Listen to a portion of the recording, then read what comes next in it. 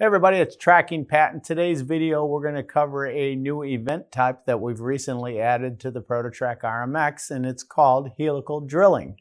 Although we've had helical milling in the controls over the past, and of course we have helical entry now as one of the options in our new pocketing routines, we've also added it to a drilling routine, which allows you to do a couple of things. First of all, it allows me to take an end mill and bore a circle and finish the bottom of it all at the same time. And the only real requirement is that the diameter of your end mill is at least larger than the radius of the hole you're trying to end up with. So what you're going to see here, if I go to the program mode, I'm just going to swipe forward to get to the beginning, and I'm going to select drill. And when I go to drill, you'll see that there's 4 options at the top, whereas before we used to have 3. And so the last one is helix, so I'm going to hit the drop-down menu and go to helical. And then I'm just going to use 0, 0 as the center of my hole, okay? My Z rapid there, I'm just going to keep it with the 100 thousandths, it's fine. But I'm going to go 1/4 of an inch deep. By not going too deep, the camera will be able to pick it up better and you'll have a better idea how it works. Now the pitch of the thread is basically telling it how many revolutions you want to have. You can think of it that way. How much of a bite do I want to take as it goes around each time, okay? So let's just set it at a 50 thousandths so you see it make a few revolutions. And then the diameter of my hole, notice it says diameter, not radius. So I'm just going to say I want to do a 1-inch hole, and then I want to do it with an RPM of 2500, and I want to do it at 10 inches a minute with tool number 1, okay? So the next thing I'm going to do is go to my tool table, and I'm just going to take one of my tools out of my list here. I'm going to use this finish end mill right here. Say that's tool number 1. That loads it into my program. If I switch over to the setup mode and look at the tool path, you'll see in 3D mode that it's actually going to cut a helix.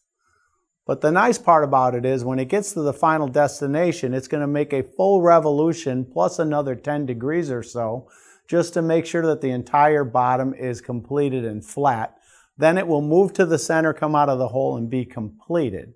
Okay, so now that we see everything else is right, normally I'd go in and find my zeros, but I've already done that in advance. So what we're going to do next is actually let you watch it work, okay? Now I can also give you the idea of seeing it actually happen by going to my verify. So let's make this part a little bit bigger, right? So it's actually this size. My Z bottom's 1 inch, and my maximums are 1.5 inches, and Z 0.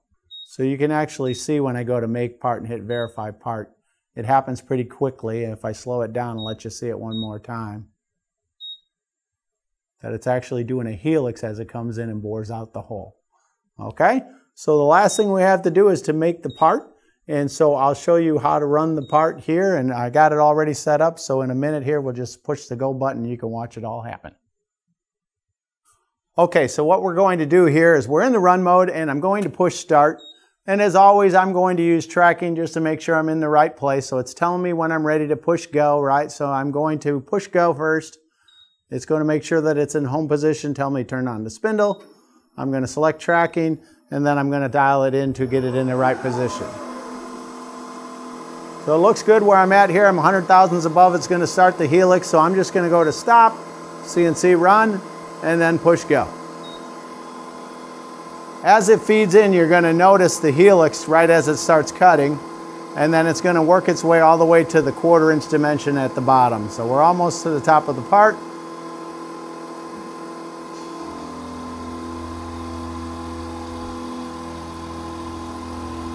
As you can see, you get a really nice, easy cut. It cuts it like butter because it's moving all 3 axes at the same time, so nothing's going to load up.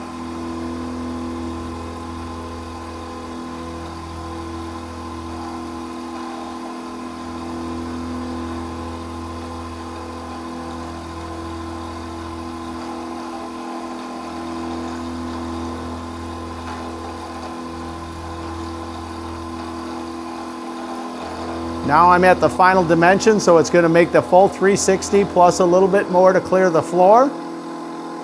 Move to the center.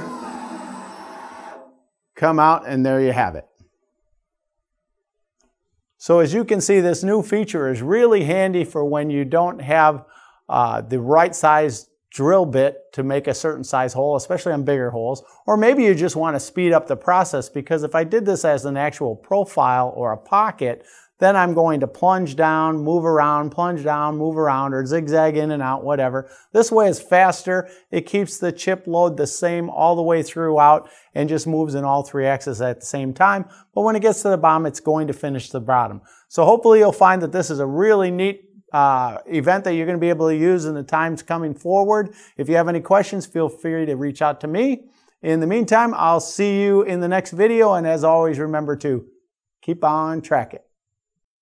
Hey everybody, it's Tracking Pat, and today I'm here with the West Coast crew along with Chuck Farmer from Intech Funding. He's the guy who's going to help you get that beautiful new ProtoTrack right on your floor. So don't forget, next time you're buying, talk to Chuck. In the meantime, if you're enjoying these videos and you want to see the next one, just push this button over here. If you want to subscribe, push the button over here. And most importantly, before we see you in the next video, remember to keep on